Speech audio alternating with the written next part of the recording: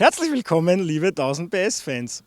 Ein Catfight, zu Deutsch Katzenkampf, ist eine körperliche Auseinandersetzung zwischen zwei weiblichen Individuen, mitunter Schwestern. Es wird gekratzt, gebissen, an den Haaren gezogen und geschlatzt. So einen Katzenkampf haben wir heute für euch vorbereitet. Und zwar zwischen der S1000RR und der S1000R. Beide von BMW. Ein interner Klassenkampf also. 193 PS gegen 160 PS. Viel Elektronik gegen noch mehr Elektronik. Doggy-Style-Sitzposition gegen aufrechtes Reiten. Und weil ich nicht alleine urteilen möchte, habe ich mir meinen Kollegen Fauli geholt, der mir dabei helfen wird, über das Schwesternduell zu entscheiden. Hallo. Catfight und Doggy Style, meine Stichworte. Ich freue mich schon. Bis gleich.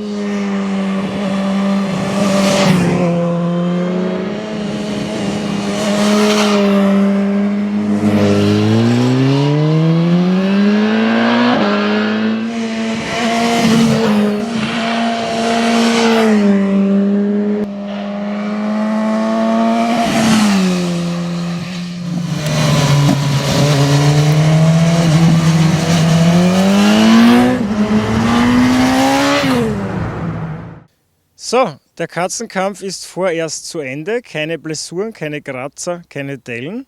Also ein sehr fairer Kampf, anders als es Frauen zu kämpfen gewohnt sind. Aber wir sind ja auch Männer.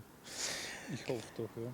Martin, wir konnten jetzt beide BMWs ausgiebig testen. Das Einzige, was uns gefehlt hat, waren so richtig schnelle Landstraßen- oder Autobahnstücke. Alles andere war dabei. Nochmal kurz die Eckdaten. S1000RR 193 PS, S1000R 160 PS. Der Rest ist eigentlich fast gleich. Lenkkopfwinkel 24, Punkt bei beiden. Die Sitzhöhe ist bei der S1000 um ungefähr 12 mm höher. Bei der RR. Bei der RR, Entschuldigung. Beide Reifendimensionen gleich, die Felgengrößen sind gleich. Wir haben hier nur auf der 1000R standardmäßig die Rosso Corsa montiert und bei der Doppel-R von vorigen Jahr noch von der Grip Party haben wir die Conti Race Attack. Das ist eigentlich der einzige Unterschied und der Rest, wie gesagt, eigentlich gleich. Auch die Bremsen, Fahrwerk, beide Motorräder voll ausgestattet, nicht nur mit ABS und Traktionskontrolle, sondern auch mit dem ESA, dem elektronischen Fahrwerk und mein absoluter Favorit, für mich Pflicht bei solchen Motorrädern mittlerweile, der sensationelle Schaltautomat. Martin, wir sind nicht gestürzt, sogar du nicht, weil BMW einfach auf Sicherheit setzt, aber auch auf Sportlichkeit und ich finde, bei BMW ist sich das nicht im Weg. Wie siehst du das? Ich finde auch beide extrem sportlich. Wenn ich jetzt schon ein bisschen auf die Unterschiede der beiden Modelle vorgreifen darf, mich hat unendlich fasziniert, wie agil und sportlich eben die normale R, also die nackte R im Vergleich zur RR antritt.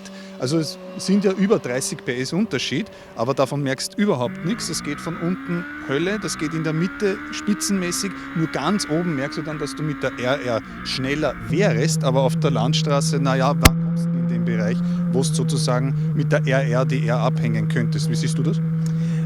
Bin ich ganz deiner Meinung. Beide haben ja das gleiche maximale Drehmoment, 112 Newtonmeter, das aber natürlich bei der nackten früher ansteht. Der Motor wurde ja zugunsten eines besseren Drehmomentverlaufs optimiert, deswegen leider 33 PS weniger. Oben heraus spürt man es, du hast recht, man kommt aber auf der Landstraße nicht in diese Gegenden und unten heraus hat die S1000 einfach einen sensationellen Druck. Mich fasziniert auch, dass man da offensichtlich nur den Lenker geändert hat und das Fahrverhalten ganz ein anderes ist.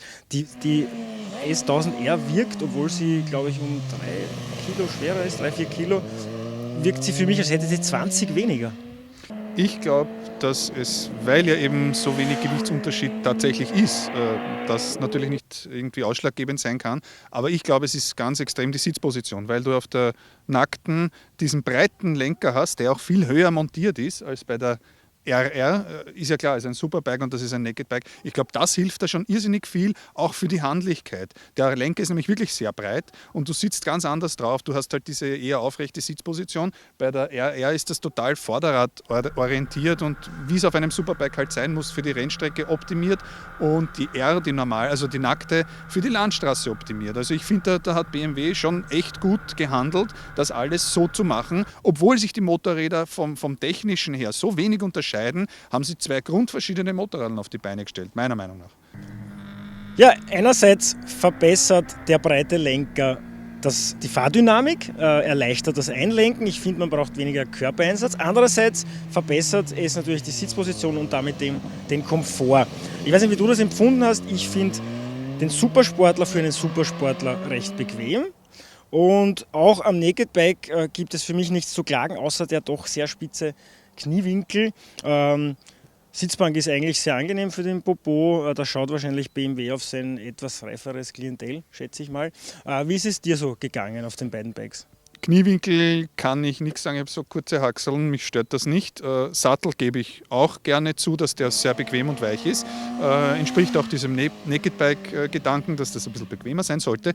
Aber ich finde, insgesamt der Komfort, also das Fahrwerk und alles, ist jetzt nicht viel weicher oder komfortabler als das Superbike. Also jetzt rein von der Fahrdynamik her, abgesehen von der gemütlicheren Sitzposition, würde ich eher das Superbike nehmen, weil das hat jetzt nicht die großen Komforteinbußen, dass ich zum Naked Bike greifen müsste. Und für mich persönlich ist es leider, muss ich zugeben, auch eine Optikfrage. Mir gefällt das Superbike, die S1000RR, irrsinnig gut mit den meiner Meinung nach so eher Endurance-Gesicht, die unterschiedlichen Scheinwerfer. Und das ist meiner Meinung nach eben beim Naked Bike so gar nicht gelungen. Mir gefällt die Front nicht. Also das ist so Klubschaugengeschichte und die gesamte Optik es ist nichts Schlechtes. Ich gebe das schon zu, dass das gut ausschaut, aber ich würde trotzdem eher das Superbike nehmen. Du auch oder eher anderer Meinung? Ja. Ich nicht, muss ich sagen, ich habe mich gerade umentschieden. Ich habe mich gerade in dem Moment umentschieden. Ich muss sagen, optisch gefällt mir das Naked Bike deshalb besser, weil es schaut wirklich aus wie eine abgeräumte S1000RR oder wie eine gestürzte, je nachdem. Das passt, dieses zerklüftete und das leicht disharmonische passt einfach gut zu einem Naked Bike. Ich erinnere da kurz an die Aprilia Tuono. Das ist ja auch eigentlich keine klassische Schönheit. Vor allem in Rot gefällt sie mir sehr gut. Und was ich sehr überraschend fand, BMW hat ja dieses brave Safety First Image bei vielen Motorradfahrern leider, sind aber zwei sehr räudige Bikes von der Motorcharakteristik, finde ich. Und bei Naked Bike haben wir sogar einen sehr offenen Akrapovic-Endtop montiert. Der war dir, glaube ich, sogar schon zu laut.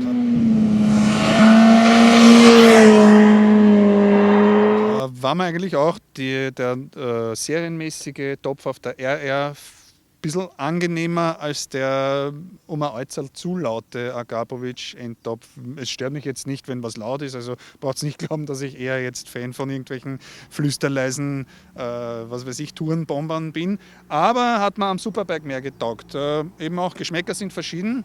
In dem Fall ich eher fürs Superbike, du nimmst die, oder? Also ja. Nichts mit Catfight, oder? Sind wir uns einig? Ich nehme die, du nimmst die. Ja, aber leider gehört nur die der Firma und die müssen wir wieder zurückgeben. Also ja, müssen wir uns trotzdem prügeln. Ja, stimmt. Scheiße. Okay. Dankeschön fürs Zuhören.